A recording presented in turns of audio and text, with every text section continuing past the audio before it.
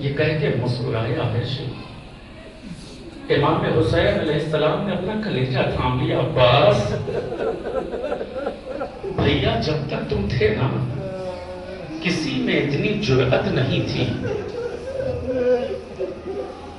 تمہارے بعد یہ ظالم مجمع عام میں میری ماں کا نام لے رہے ہیں۔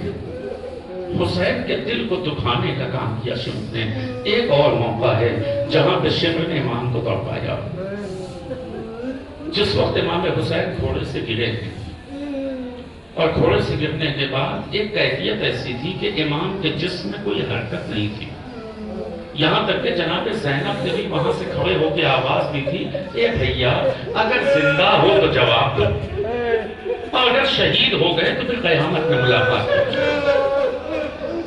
یہ کیفیت تھی امام کی، کوئی حرکت نہیں تھی، کوئی امام کے قریب نہیں آ پا رہا تھا۔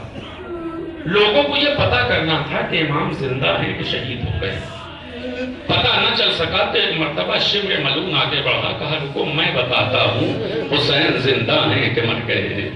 اے شمر تو کیسے بتائے گا؟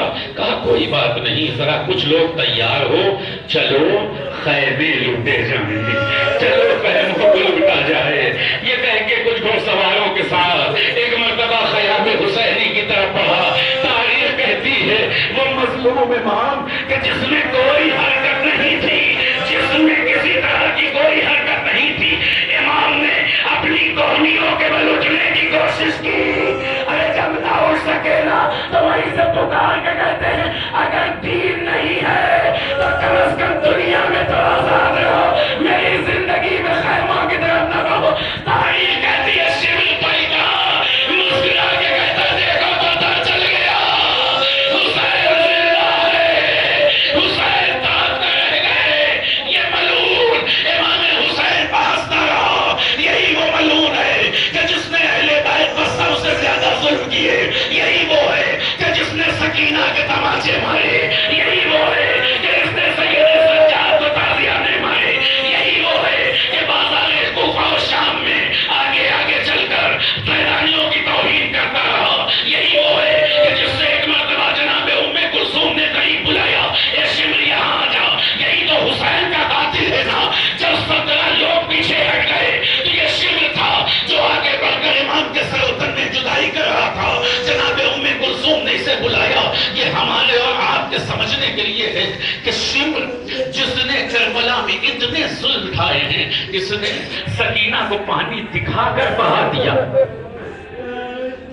اس نے سکینہ کو پانی دکھا کر بہا دیا۔ عزیزوں یہ ہے شمر جس نے امام حسین کو شہید کیا، جس نے اہل بیت پر بے انتہا ظلم کیے، یہ تمام کام اس نے کیا ہے۔ آپ مجھے بتائیں بھائی کے قاتل کو خطاب کرنا کتنا مشکل ہے۔ بھائی کے قاتل سے کوئی بہن گفتگو کر سکتی ہے، بات کر سکتی ہے۔ جناب ام کلثوم نے آواز دیا، اے شمر یہاں آ، مجھے ایک بات کہنی ہے۔ شمر قریب آیا، ہاں کہیے کیا بات ہے؟ جناب ام کلثوم نے کہا اے شمر ہو سکتا ہے یہ جو باب الساعہ ہے جہاں بھی ٹھہرے تھے، کہا اے شمر ہو سکتا ہے کہ ہمیں اس دروازے سے نہ لے چل، کسی اور دروازے سے لے چل۔ کہنے لگا کیوں؟ کہا اے شمر یہاں بھیڑ بہت ہے، شمر یہاں بھیڑ بہت ہے، ہمیں شرم آتی ہے۔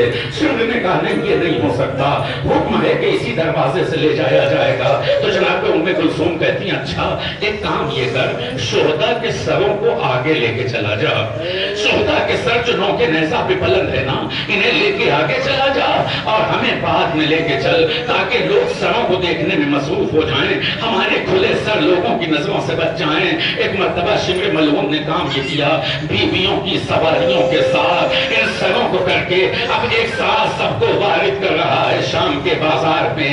اب جب یہ قافلہ اندر وارد ہوا نا تو کیفیت یہ تھی کہ تمام عورتیں اوپر کی بیٹھی ہوئی تھی اپنی چھتوں پر، عورتیں اوپر بیٹھ کر تب بجا رہی تھی، استقبال کیا جا رہا تھا گویا فاتحین کا، اور اہل بیت اطہار کی توہین کی جا رہی تھی۔ یہ وہ مقام تھا کہ جہاں پر گرم پانی اوپر سے پھینکا جا رہا تھا، یہ وہ مقام تھا جہاں پر انگارے برسائے جا رہے تھے، یہ وہ مقام تھا جہاں پر مرد سج کر کھڑے ہوئے تھے جیسے کوئی عید کا دن ہو، اس طریقے سے استقبال کیا گیا۔ لوگ پتھر مار رہے تھے، اہل حرم سر کو جھکائے تھے۔ شاید یہی وجہ ہے کہ جب حکم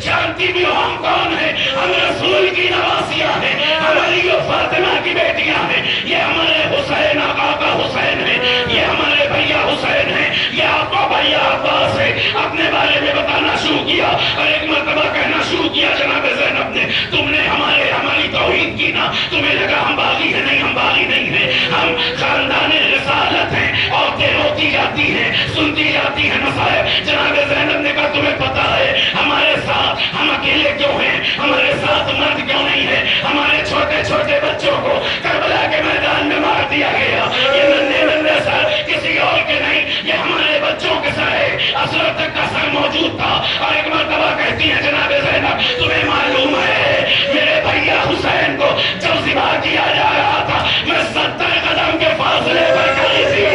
شمر ضربوں پر ضربے مارتا جاتا تھا. میں فریاد کر رہی تھی اے شمر میرا مایا یا ذبح ہو رہا ہے. اے شمر رحم کر میرے ماجائے کے اوپر، میرے ماجائے کو چھوڑ دے. جب کسی نے نہ سنا، کبھی دائیں جانب دوڑی کبھی بائیں جانب دوڑی، کوئی سننے والا نہیں تھا. تو کبھی عمر سعد کو خطاب کیا، کبھی لشکر کو خطاب کر کے کہتی تھی اما فیکم مسلم، ارے کیا تم میں کوئی مسلمان نہیں ہے؟ ایک بہن کے سامنے اس کے بھائی کو ذبح کیا جا رہا ہے.